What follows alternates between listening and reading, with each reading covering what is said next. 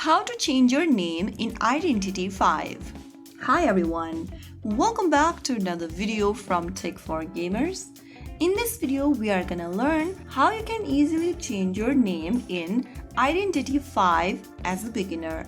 First things first, launch open your Identity 5 game on your device, and once you're inside the home page, go ahead and click on the profile icon at the top of the screen, this one over here, and it will take you to your profile setting page. From your profile section, you will see your ID, your name, and then your gender at the top. Simply click on the gear icon at the top right corner and click on Change Name.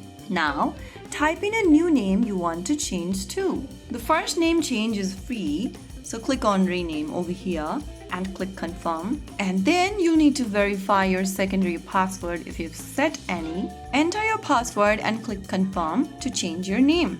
And you have successfully changed your username at the top, as you can see it on the screen. So that's it.